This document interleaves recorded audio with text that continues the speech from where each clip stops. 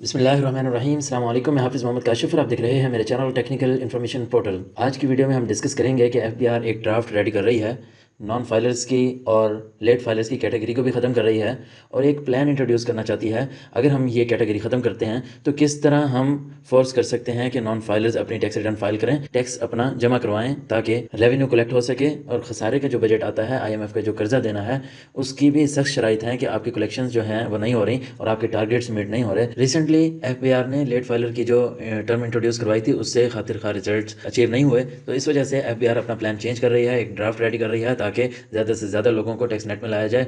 Late filer की category को ख़त्म कर रही है, नॉन फाइलर की कैटेगरी को ख़त्म कर रही है। क्या प्लान ला रही है उसके ऊपर हम बात करेंगे। वीडियो स्टार्ट करने से पहले आपसे रिक्वेस्ट करूंगा कि अगर आपने अभी तक मेरे चैनल टेक्निकल इन्फॉर्मेशन पोर्टल को सब्सक्राइब नहीं किया, सब्सक्राइब कर लें ताकि मेरी आने वाली वीडियोस और उसके नोटिफिकेशंस आप तक बर वक्त पहुंचते रहें। फ्रेंड्स, एफबीआर एक ड्राफ्ट रेडी कर रहा है, जैसे कि मैंने आपको बताया है।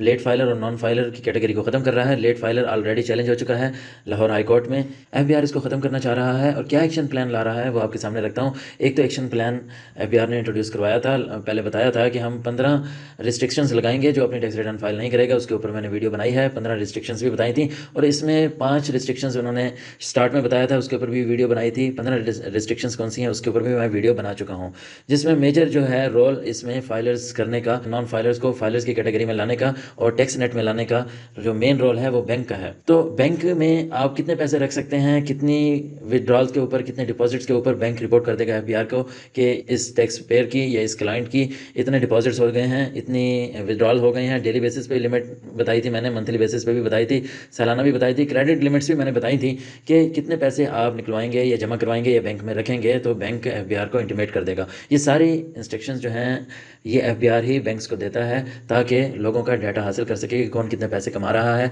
और वो अपने आप को फाइलर कर रहा है या टैक्स पे कर रहा है या नहीं कर रहा, ये जजमेंट के लिए। तो ट्रांजैक्शन लिमिट्स एफबीआर बताएगा बैंक्स को। अकाउंट ओपनिंग टाइप जो है ये भी बताएगा कि जो नॉन फाइलर्स हैं उसके आपने कौन से अकाउंट ओपन नहीं करने, जैसा कि मैंने बताया था करंट अकाउंट उसके ओपन नहीं होंगे। ट्रांजैक्शन लिमिट्स भी बता देगा एफबीआर को कि इस ट्रांजैक्शन से ऊपर जाए तो ये ट्रांजैक्शन आपने नहीं करनी, तो ये हमें रिपोर्ट करना है। इस तरह की फिल्टर्स एफबीआर लगाएगा और डायरेक्शंस एफबीआर देगा बैंक को और बैंक रिपोर्ट करेगा वापसी। अगर कोई उस लिमिट से ज़्यादा क्रॉस करेगा तो रिपोर्ट करेगा एफबीआर को। फिर एफबीआर उस लिमिट से या तो रोक देगा, वो ट्रांजैक्शन नहीं करने देगा, या फिर वहाँ पे हैवी टैक्स कलेक्ट कर सकता है, या फिर ये कहेगा कि आप तब ये कर सकते हैं, पहले अपना सोर्स ऑफ इनकम बताएं, सोर्स ऑफ इनकम एक्सप्लेन करेंगे तभी आप ये ट्रांजैक्शन कर सकते हैं, ये पैसा कहाँ से आया है, और अपने आप को फाइलर भी करें और टैक्स भी पे करें। और इसके साथ साथ ट्रांजैक्शन की लिमिट्स बताकर उस ट्रांजैक्शन को स्टॉप करवाया जा सकता है। प्रॉपर्टी परचेज के ऊपर रिस्ट्रिक्शंस लगाई जा सकती है, मोटर व्हीकल के ऊपर रिस्ट्रिक्शन लगाई जा सकती है, करंट अकाउंट के ऊपर रिस्ट्रिक्शन लगाई जा सकती है, फॉरेन विजिट्स के ऊपर रिस्ट्रिक्शंस लगाई जा सकती है। इस तरह की रिस्ट्रिक्शंस एफबीआर लगाएगा और बैंक के थ्रू भी लगाएगा। और जहाँ जहाँ विदहोल्डिंग एजेंट होंगे ये उनकी रिस्पॉन्सिबिलिटी होगी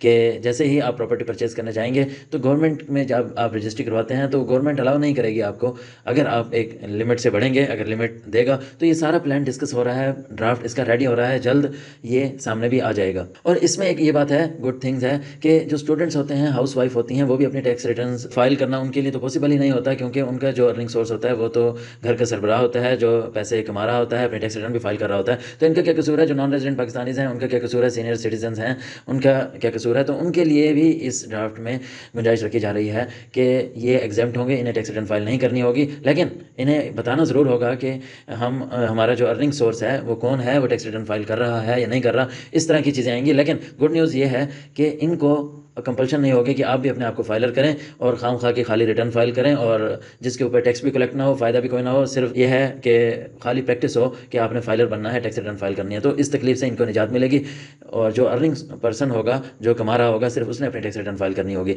इस सिलसिले में एफबीआर में भी एक एप्लीकेशन इंट्रोड्यूस करवा दे, ऑनलाइन होगी, जिसमें आप सोर्स ऑफ इनकम बताएंगे, ये बताएंगे कि हम हाउस वाइफ हैं, हमारा अर्निंग सोर्स फलां है और वो अपनी टैक्स रिटर्न फाइल कर रहा है। तब आप अपने ट्रांजेक्शन्स कर सकते हैं, बैंक अकाउंट्स ओपन करवा सकते हैं और बाकी काम भी कर सकते हैं। तो ये सारी जो मैंने बताई हैं ये एफबीआर डायरेक्शन देगा बैंक को। बैंक एक मेजर सोर्स है डाटा कलेक्शंस के लिए। इसके साथ साथ सिर्फ यही नहीं है ये अपडेट भी होती रहेंगी, ड्राफ्ट आ जाएगा उसके बाद भी अपडेट हो सकती हैं, मज़ीद भी रिस्ट्रिक्शंस लग सकती हैं। एफबीआर इस तरह टाइम टू टाइम जो है डायरेक्शन देता रहेगा बैंक्स को, एक्सपीरियंस की बेस पर, रिजल्ट्स की बेस पर, और मज़ीद ही घेरा तंग होता जाएगा नॉन फाइलर्स के गिर्द, उनके गिर्द जो अपना टैक्स बचाते हैं और करोड़ों की ट्रांजेक्शन्स करते हैं, बिजनेस कर रहे होते हैं। नॉन फाइलर्स क्यों ख़त्म किया जा रहा है और इस पर क्यों फोकस किया जा रहा था कि आप अपनी टैक्स रिटर्न फाइल करवाएं? क्योंकि आंसरेबल पहले ऐसा होता था कि होते ही सिर्फ फाइलर्स थे, उन्हें ही नोटिस रिसीव होते थे, उन्हें ही ऑडिट अपना करवाना पड़ता था।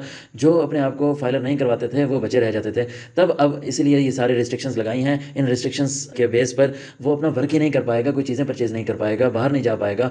तो उसके लिए अपनी अगर अर्निंग पर्सन है तो ज़िंदगी गुजारना मुश्किल हो जाएगा, क्योंकि जो भी अर्निंग पर्सन होता है, अगर पैसे कमा रहा होता है, उसे चीज़ें लेनी होती हैं, फैसिलिटीज़ चाहिए होती हैं। उन फैसिलिटीज़ के ऊपर अगर आप रिस्ट्रिक्शंस लगा देंगे तो उसके लिए कुछ नहीं बचेगा सिवाय फाइलर होने के और सोर्स ऑफ इनकम अपनी जाहिर करने के। तो इसीलिए नॉन फाइलर्स को के ऊपर रिस्ट्रिक्शंस लगाकर इनकी कैटेगरी खत्म की जा रही है। अब सोल्यूशन क्या है? सोल्यूशन यही है कि एक तो आप अपनी ड्यू डेट के अंदर टैक्स रिटर्न फाइल कर लें। ड्यू डेट अभी पड़ी हुई है। इसमें भी गुड न्यूज़ ये है, एक तो आपकी ड्यू डेट बाकी है, ड्यू डेट के अंदर आप अपनी टैक्स रिटर्न फाइल कर सकते हैं। दूसरा ये है कि आप ये सारे रिस्ट्रिक्शंस हैं, अगर आप फाइलर हो जाएंगे तो ये आपके लिए नहीं होंगी, क्योंकि नॉन फाइलर अब ये चीज़ें लिमिट्स की वजह से ना ही कोई चीज़ परचेज कर सकेगा, ना ही ट्रांजेक्शन कर सकेगा, ना ही करंट अकाउंट ओपन कर सकेगा, ना ही फॉरेन विजिट कर सकेगा। इसलिए आप अपने आप को फाइलर्स करें। फाइलर करने के बाद आप इसके एडवांटेजेस जो हैं वो आप क्लेम कर सकते हैं, रिफंड क्लेम कर सकते हैं, अपना टैक्स एडजस्टेबल क्लेम कर सकते हैं, एडजस्ट कर सकते हैं।